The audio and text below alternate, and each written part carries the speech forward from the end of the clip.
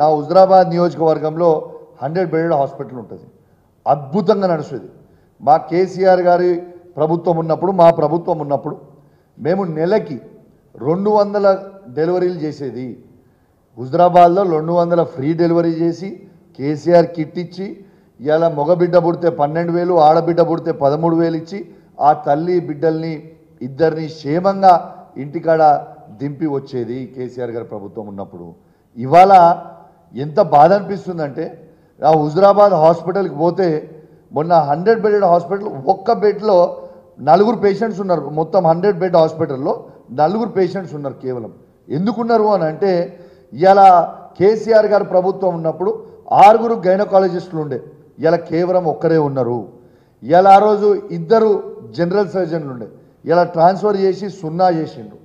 ఇలా 5 అనెస్థీషియాలు ఉండే, ఇలా కేవలం 2 అనెస్థీషియాలు మాత్రమే ఉన్నారు. ఇలా ఈఎన్టీ ఉండే, ఇలా ఈఎన్టీ లేకుండా చేసిండ్రు.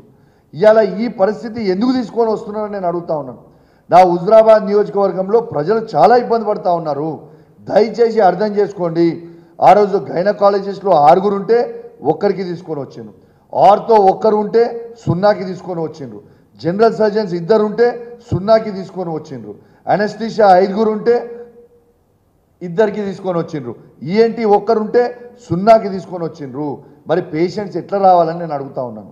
అదేవిధంగా మా జమ్మికుంట హాస్పిటల్లో కూడా 70 నుంచి 100 డెలివరీలు ఫ్రీగా చేసేది.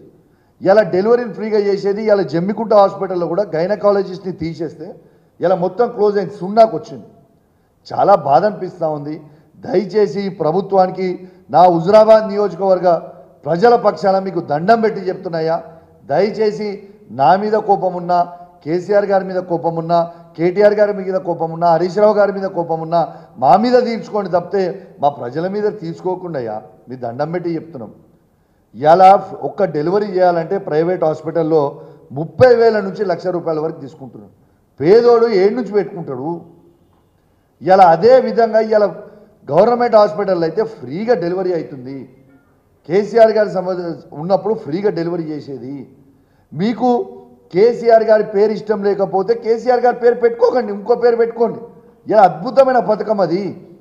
కేసీఆర్ కిట్ అనేది అద్భుతమైన పథకము. మీరు రాజీవ్ గాంధీ గారి పేరు పెట్టుకుంటారా, ఇందిరమ్మ పేరు పెట్టుకుంటారా, లేకుంటే రేవంత్ రెడ్డి గారి పేరే పెట్టుకుంటారా, పెట్టుకోండి, మాకు అభ్యంతరం లేదు. కానీ ఆ పథకం అనేది దయచేసి మీకు దండం పెట్టి చెప్తా ఉన్నాను, డాక్టర్స్ని ఇవ్వండి, ఆ పథకాన్ని కంటిన్యూ చేయండి అని చెప్పి ఈ మీడియా ద్వారా యావత్ తెలంగాణ ప్రజల పక్షాన మీకు దండం పెట్టి చెప్తా ఉన్నాను.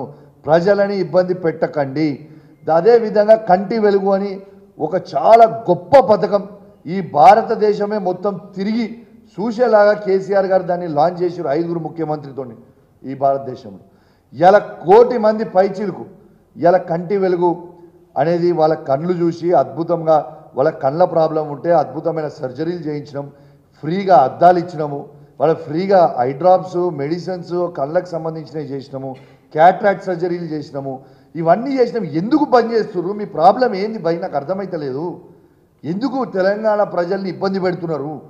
ఇలా అవ్వలని తాతలని వాళ్ళని పిల్లలు చూసుకోకపోతే కేసీఆర్ గారు వాళ్ళ పెద్ద మనవన్లాగా, పెద్ద కొడుకులాగా వాళ్ళ అవ్వలని తాతల కోసము ఇబ్బంది అవుతుంది, పిల్లలు చూసుకుంటలేరు అన్న గొప్ప ఆలోచనతోని వాళ్ళకి కంటి ఆపరేషన్లు చేయించిండ్రు, వాళ్ళకి అద్దాలు చెక్ చేయించి ఫ్రీగా వాళ్ళకి సైట్ వస్తే అద్దాలు, అద్భుతమైన అద్దాలు తెప్పించి ఇచ్చారు. ఎందుకు భయ్ మీకు ఈ కోపం? ఎందుకు ఈ హరాస్మెంట్ చేస్తున్నారు జనాలని? వాళ్ళు ప్రజలు చేసిన తప్పేంది? మీకు ఓట్లు వేసి మిమ్మల్ని ముఖ్యమంత్రి చేసి కాంగ్రెస్ ప్రభుత్వం తీసుకొచ్చుడేనా ప్రభుత్వం? ఇలా ప్రజలు చేసిన తప్పు ఏంటిది? అసలు మీ బాధ ఏంది? మీరు ముఖ్యమంత్రి అయిపోయినరు, మీ ప్రభుత్వం వచ్చింది, మీరు దించాలనుకున్న కేసీఆర్ గారిని దించిండ్రు, అయిపోయింది. అరే మీరు పనులు చేయరాదు రూపాయి ప్రజలకి. పనులు చేయకుండా ఈ హరాస్మెంట్ ఎందుకు చేస్తున్నారు? ప్రజల్ని కడుపు రగిలిపోతూ ఉంది.